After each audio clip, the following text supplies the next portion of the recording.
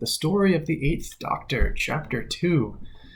This is the early Sam Jones arc, her earliest set of adventures with the Eighth Doctor. Not strictly speaking her first set of adventures. We dealt with that in Chapter 1. She was having her sort of introduction to him and to exploring the universe. But then they get separated for a little while. He drops her off at a Greenpeace rally, and he goes off and does stuff for a year, then comes back sheepishly, picking her up, and off they go again. This information is given to us in the first book of this section, this group of novels, called Vampire Science, and this period in the Doctor's life, traveling with Sam, continues for several novels.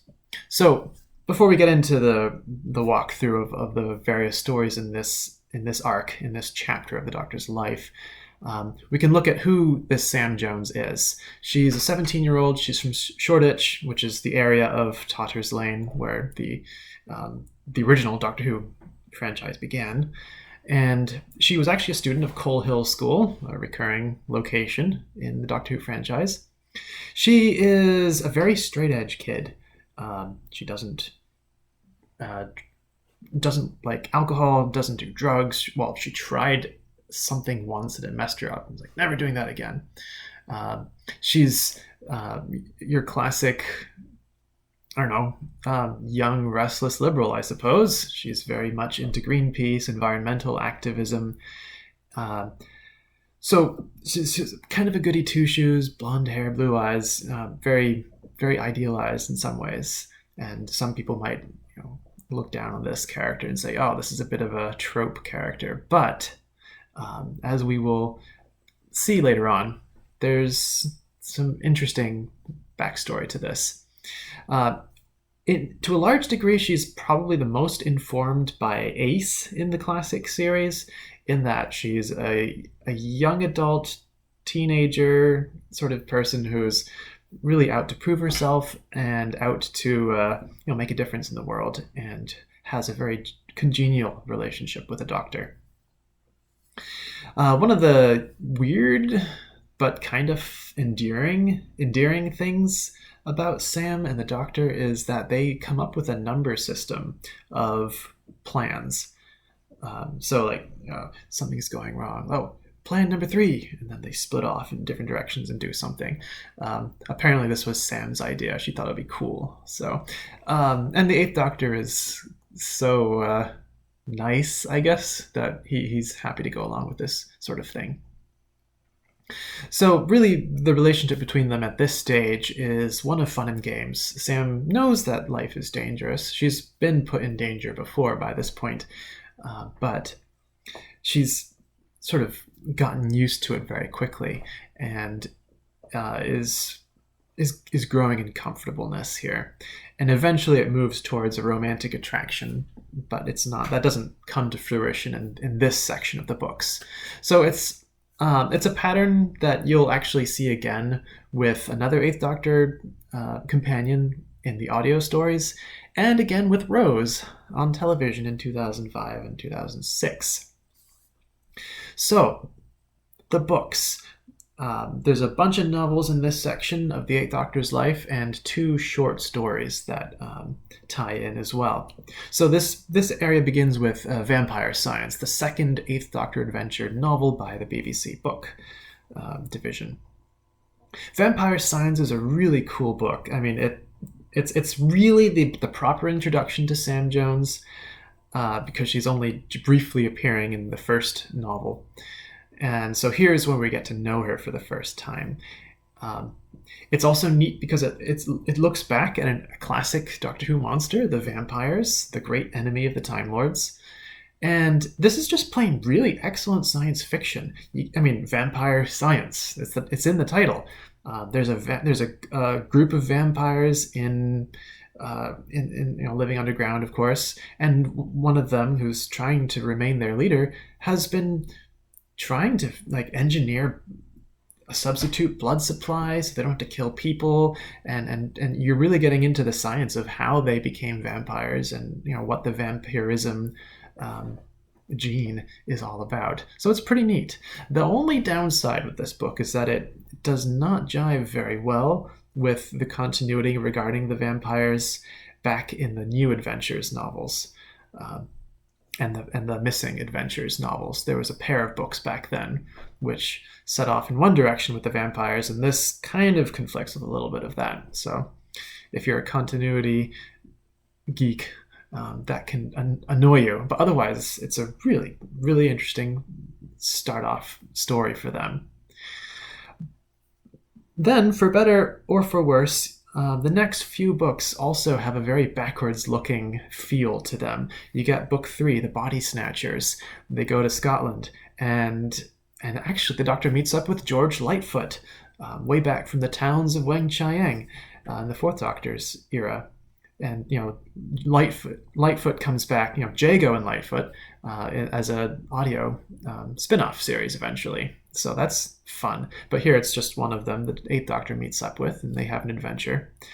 The fourth book is called Genocide, and that brings back Jo Grant and Unit. And it looks at what has happened to Jo since she ran off to marry Cliff Jones. They had a child.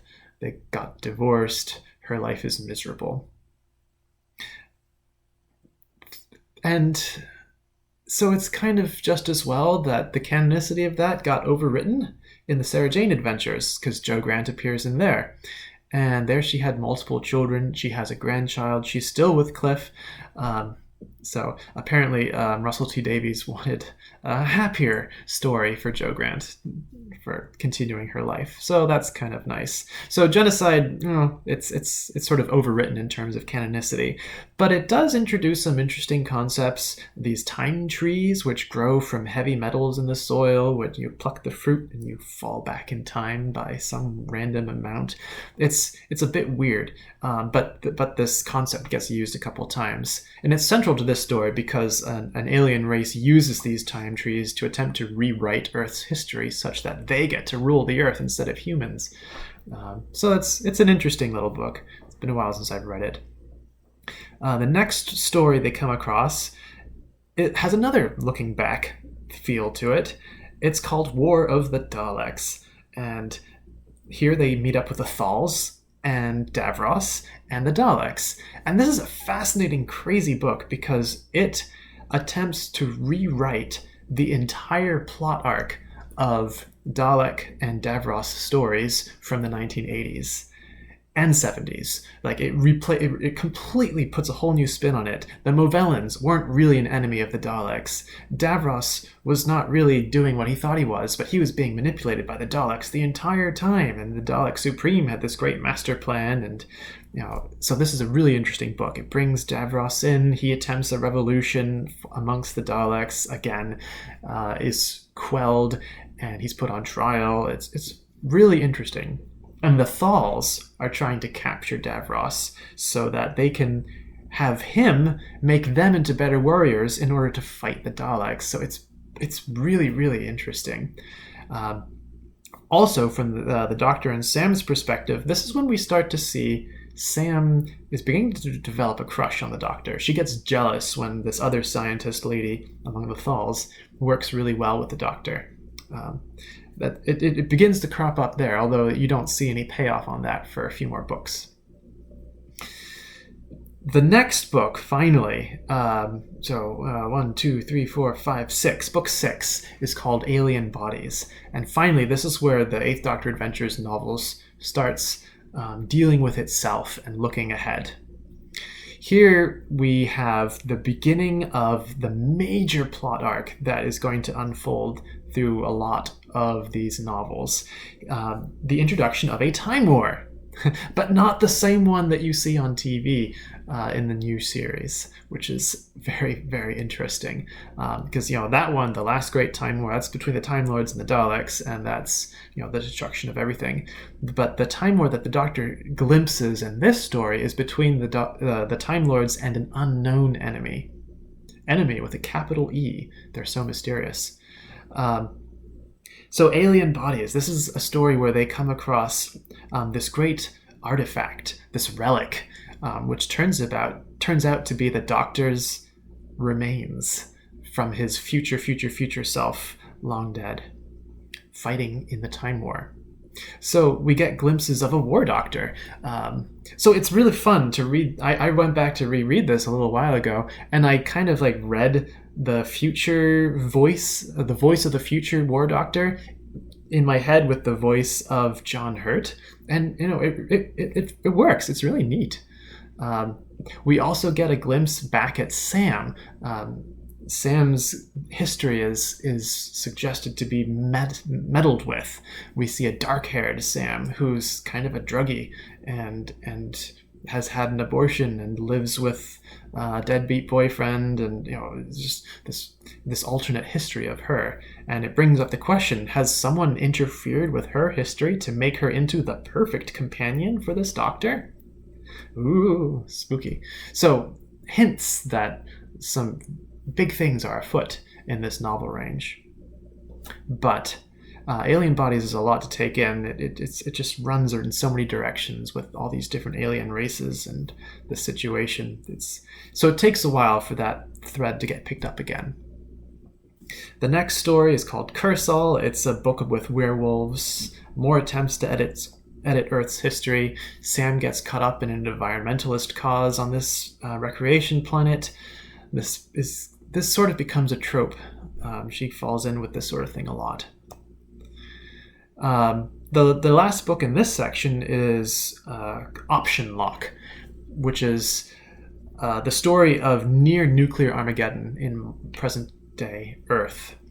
It's kind of neat because it's got this sort of alien mind trying to reconstitute itself. So it's trying to gain power, and it's subtly influencing people over the centuries to make the conditions come together such that it can come back to life, basically.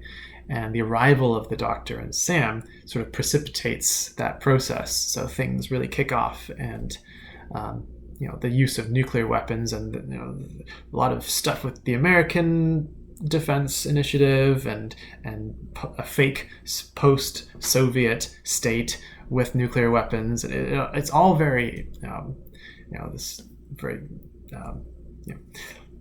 not horror movie, but disaster movie sort of feel to it. And the way that it's written is very fast-paced and exciting. And there's also a hypnotic sort of power that's being used by some of the mainly one of the main characters, who even gets to influence Sam Jones. And this is an odd thing in a way, because we thought that she was developing a crush on the Doctor, but in this book she develops a crush on this other incidental character. But then under hypnotic influence, she kills this guy, which is kind of a big deal for a Doctor Who companion, especially one so young, only 17 years old as far as I remember. So there she goes. She kills somebody, and she has to live with that. Even though understanding that she wasn't directly responsible for her own actions, that's quite the trauma to undergo. So that's a good place to cut off this chapter and say, all right, these are the early adventures of Sam, and after this, she's in a new situation. And indeed, the next few books will carry off into some new directions for Sam and the Doctor. In between these novels, also somewhere fits in 2 short stories from the Earth and Beyond collection of short stories. They are also released in the CD anthology Tales from the TARDIS Volume 2. So that one of the stories in this was dealt with in the previous chapter, whatever it was, Bounty. But here there are 2 more, Dead Time and The People's Temple. Dead Time is really interesting. It's Sam's really first introduction to the Time Lords. And if it's her first introduction, then maybe it should be placed before Alien Bodies. Anyway, they appear in the middle of nowhere, and it turns out they've materialized inside a dying Type 1 TARDIS. And just like in the modern show, a dying TARDIS expands because the exterior dimensions grow to match the interior. So they're inside these tiny people inside this huge console room eventually. It's really interesting. Get some backstory of Time Lord science and stuff. So it's a neat short story. The People's Temple, they go back to the building of Stonehenge, and Sam has to deal with very different cultural mores, yet human. Which is an important thing for a companion to go through. It's one thing to say, oh yeah, aliens and their strange customs and values. I'll meddle a little bit, but ultimately I can't relate to it too much. But here, Stonehenge, Neolithic Britain, so very different situation. So it's a good learning, growing experience for her there. So that's the beginning of the adventures of Sam Jones with the Eighth Doctor. In terms of the books themselves, you can see that the EDA range is finding its feet. The Eighth Doctor is establishing himself. Sam is learning. Like 4 of these books are looking back at classic characters or villains to help the Eighth Doctor establish himself and get this franchise back on its feet. Because, the Eighth Doctor movie didn't start a new show, so the books have to be the new thing. So looking back is a helpful way to do it, but then you got alien bodies and these other stories that gives it a new forward-looking direction. So a very pivotal time, I guess, in the history of the novels, and you get some very interesting seeds planted for what's going to come ahead. So that's chapter 2 of the story of the Eighth Doctor.